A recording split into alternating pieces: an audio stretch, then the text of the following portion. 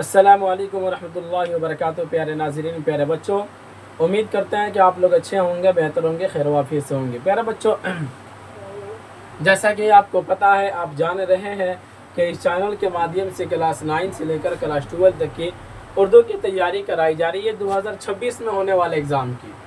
और अभी बकरीद की छुट्टी थी, तो इसमें काफ़ी दिन आपका क्लास जो था वो एब्सेंट रहा, काफ़ी दिन आपके क्लास बंद हो गए थे। लेकिन अब बकरीद के त्यौहार जो था वो ख़त्म हो गया, तो अब जो आपकी क्लासें जो अब शुरू कर दी गई है, अब इंशाल्लाह रेगुलर आपकी क्लासें दी जाएगी। और जो भी बच्चे जो अगले साल यानी 2026 में एग्ज़ाम देने वाले हैं, वो जितना जल्दी से जल्दी हो सके इस चैनल से जुड़कर अपनी तैयारी को वो बेहतर से बेहतर कर ले। समझ रहे ना? चूँकि अभी भी बहुत सारा वक्त है, वक्त से पहले अगर अपनी तैयारी कर लेंगे तो फिर मुझे जहाँ तक उम्मीद है कि इंशाल्लाह 95+ तो आपका इससे तो कम आने वाला है ही नहीं। समझ रहे ना? चूँकि पढ़ेंगे आप तो आएगा किसी और का थोड़ी ना, आप ही का आएगा। जब अगर आप मेहनत से पढ़ते हैं, सवाल और जवाब को याद करते हैं, फिर उसके बाद उसके ऑब्जेक्टिव सब्जेक्टिव और किताब को पढ़ते हैं, तो इंशाल्लाह उम्मीद है कि 95+ तो आपका नंबर आना है तो आना है। ठीक है ना? और एक अभी नहीं बल्कि इससे पहले वाली वीडियो के अंदर भी हमने बहुत सारी बातें बता दी है, समझ रहे ना, जो आपके लिए बहुत ज़रूरी है। जैसे कि जो जिससे आपको पता चले कि इस चैनल के माध्यम से किस हिसाब से किस तरीके से पढ़ाया जा रहा है। ठीक है ना? तो आज काफ़ी दिनों के बाद क्लास शुरू किया गया, जिस वजह से ये कुछ बातें हम आप तक पहुँचा देना मुनासिब समझे हैं, हम आप तक पहुँचा दिए। तो चलिए अब शुरू करते हैं। देखते हैं माक़बूल वाले सबक में आप देखे होंगे सबक नंबर 8 यानी कि चैप्टर नंबर 8 हमने पढ़ाया था। उसके अंदर अदब की जो मजमून जो लिखा गया था, अदब की पहचान, उसको हमने पढ़ाया था। उसके साथ डॉक्टर अब्दुल मुगनी साहब के बारे में ज़िंदगी के हवाले से कुछ मुख्तसर सा मालूमात हमने पढ़ाया था, जिसको अपने माक़बूल वाले वीडियो के अंदर आपने देखा, वहाँ पे आपको अपलोड कर दिया गया। ठीक है ना? तो चलिए देखते हैं, आज पढ़ते हैं। आज के वीडियो के अंदर, आज के सबक के अंदर हम पढ़ने वाले हैं सब्जेक्टिव सवाल और जवाब, यानी कि कह लीजिए मुख्तसर तरीन सवालात, और उसके बाद आपकी किताब के अंदर मुख्तसर सवालात जो दिए गए हैं, तकरीबन उसमें से 3 सवालात दिए गए हैं, फिर उसको हम इसके बाद में पढ़ेंगे। तो चलिए शुरू करते हैं, देखते हैं। सबसे पहले नंबर में जिक्र किया है निसाब में शामिल मजमून, अदब की पहचान के मजमून निगार कौन है। क्या पूछा बाबू? कि निसाब के अंदर शामिल जो है, आपके निसाब के अंदर जो शामिल है मजमून अदब की पहचान, उसके राइटर कौन है, उसके मजमून निगार यानी उसके लिखने वाले कौन है। तो उसके जवाब में जिक्र किया मजमून अदब की पहचान के मजमून निगार डॉक्टर अब्दुल मुगनी साहब है। समझ रहे ना? डॉक्टर अब्दुल मुगनी साहब ही ने अदब की पहचान को लिखा है, जो कि आपके निसाब के अंदर, आपके किताब के अंदर दरख्शां हिस्सा 2 के अंदर जो मौजूद है। ठीक है ना? चलिए आगे देखते हैं। डॉक्टर अब्दुल मुगनी कब और कहाँ पैदा हुए? क्या सवाल किया कि डॉक्टर अब्दुल मुगनी साहब कब और कहाँ पैदा हुए। तो उसके जवाब में जिक्र किया डॉक्टर अब्दुल मुगनी साहब 1934 ईस्वी को औरंगाबाद में पैदा हुए थे। कहाँ हुए थे? 1934 ईस्वी को औरंगाबाद के अंदर डॉक्टर अब्दुल मुगनी साहब की पैदाइश होती है। आ रही बात समझ में? चलिए अगला सवाल देखते हैं। डॉक्टर अब्दुल मुगनी की 2 किताबों का नाम लिखिए। क्या सवाल किया कि डॉक्टर अब्दुल मुगनी की 2 किताबों का नाम लिखिए। तो उसके जवाब में जिक्र किया डॉक्टर अब्दुल मुगनी की 2 किताबें, जाद-ए-इत्तिदाल तश्कील जदीद, ये उनकी 2 किताबों का नाम है। इसके अलावा और भी बहुत सारी वो मजमून लिखे थे, बहुत सारी किताबें लिखे थे जो आपके किताब के अंदर मौजूद है, आप उसको वहाँ से याद कर सकते हैं। सवाल नंबर 4 कहता है डॉक्टर अब्दुल मुगनी ने किस मदरसे में कहाँ तक तालीम हासिल की। एक तो है कि भाई मदरसे में ये तालीम हासिल किए थे, समझ रहे हैं, और फिर दूसरा सवाल क्या है, कहाँ तक तालीम हासिल की थी। तो उसके जवाब में जिक्र किया डॉक्टर अब्दुल मुगनी ने मदरसा शमसुल हुदा में आलिम तक तालीम हासिल की थी। कहाँ में? तो मदरसा शमसुल हुदा। तालीम कहाँ तक? ठीक है ना? किस मदरसे में? तो मदरसा शमसुल हुदा में। कहाँ तक तालीम हासिल की थी? तो आलिम तक। कहाँ तक? आलिम थे। समझ रहे ना?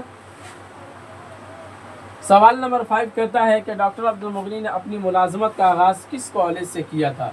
यानी कि अपनी मुलाजमत का आगाज़ कह लीजिए इब्तिदा यानी शुरुआत, स्टार्टिंग किस कॉलेज से किए थे। तो उसके जवाब में जिक्र किया डॉक्टर अब्दुल मुगनी ने अपनी मुलाजमत का आगाज़ पटना कॉलेज से किया। समझ रहे हैं? तो ये रहा आपके दरमियान मुख्तसर तरीन सवालात का 5 सवाल और उसके बाद उसका जवाब। उम्मीद करते हैं कि आपको ये सवाल और जवाब समझ में आया होगा। तो चलिए इजाज़त दीजिए, अब मुख्तसर गुफ्तगू को, मुख्तसर सवालात को हम देख लेते हैं, ठीक है।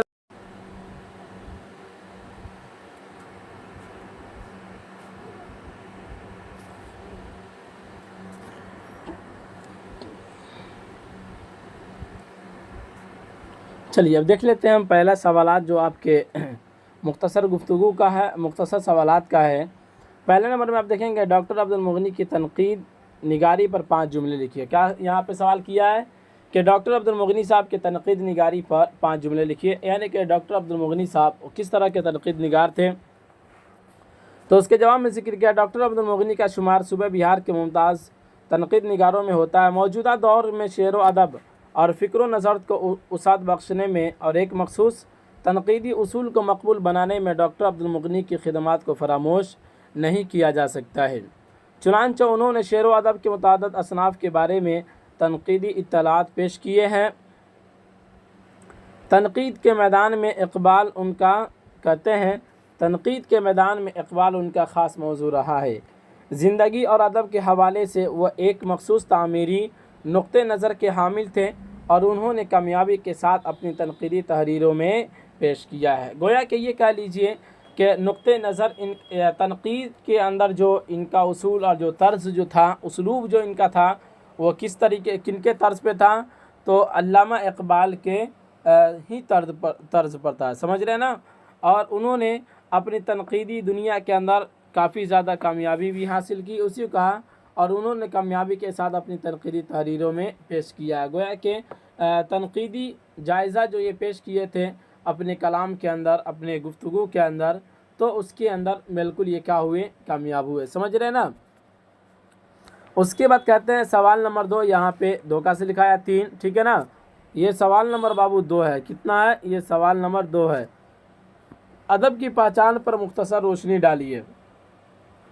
यानी कहते हैं कि भाई अदब किसे कहते हैं, अदब की क्या पहचान है।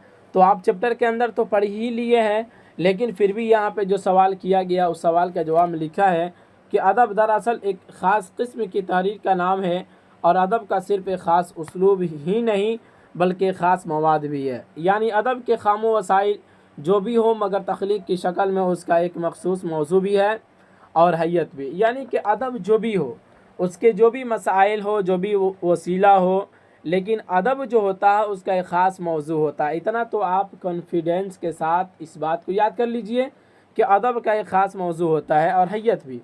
बल्कि यूँ कहिए कि अदब के कुछ ख़ास मौज़ूआत और हैयतें हैं जिनका इजहार कुछ मुतय्यन असनाफ़ में होता है। यानी कि अदब का जो भी ख़ास और जो भी मुतय्यन चीज़ है, मौज़ूआत हैं, तो उनका इजहार यानी उन मौज़ूआत, उन ख़ास मौज़ूआत का जो इजहार होता है वो कहाँ होता है, तो भाई वो कुछ हर जगह नहीं होता है, कुछ मुतय्यन ही सिनफ़ों में होता है, कुछ मुतय्यन जगहों ही पे होता है, हर जगह ये नहीं होता है, समझ रहे हैं। उसके बाद कहते हैं चुनांचे जो कुछ इन असनाफ़ में लिखा जाए वही अदब है और जो कुछ इन असनाफ़ से बाहर है अदब नहीं है। यानी जाहिर सी बात है अदब के जो भी ख़ास मौज़ूआत हैं तो वो जो ख़ास सिनफ़ों में जब लिखा जाएगा तो वही क्या कहलाएगा, अदब कहलाएगा। बाकी तो और चीज़ें अदब नहीं हो सकती है, ठीक है ना। इन चीज़ों की पहचान और अदब और इदराक को ही अदब की पहचान कहते हैं, समझ रहे ना। सवाल नंबर 3 कहता है कि अदब की पहचान के हवाले से अदब की मुख्तसर तारीफ़ लिखिए। यहाँ पे क्या किया, इसका इंट्रोडक्शन, इसकी तारीफ़ पूछा है। तो आप अदब के हवाले से बुक के अंदर तो बहुत सारी चीज़ें पढ़ लिए हैं, फिर भी सवाल जो दिया गया उसको देखते हैं।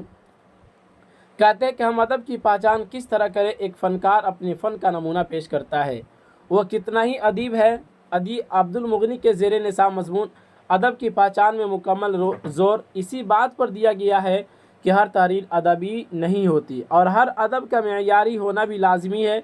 एक फ़नकार अपना जो अदबी निगारिश पेश करता है वो फ़नी नमूना जिसे पढ़कर हमारे अंदर सुरूर व इंबिसात की कैफियत पैदा हो और हम इससे आसूदगी महसूस करें, वो तमाम निगारशात अदब में शामिल होती है, ठीक है ना। तो ये अदब के पहचान के हवाले से अदब की मुख्तसर तारीफ़ है और बाकी अदब की तारीफ़ को आपने पढ़ लिया। चैप्टर के अंदर भी पढ़ लिया था, ठीक है ना। तो ये रहा मुख्तसर सवालात जो आपके दरमियान पेश किया गया, जिसके अंदर 3 सवालात दिए गए हैं, तीनों सवालात और उसके जवाबात पेश कर दिए गए हैं। उम्मीद करते हैं कि आपको अच्छा लगा होगा, समझ में आया होगा। तो चलिए इजाज़त दीजिए, फिर मिलेंगे अगले वाले सबक में। इसी पर इख्तिताम करते हैं। खुदा हाफिज़।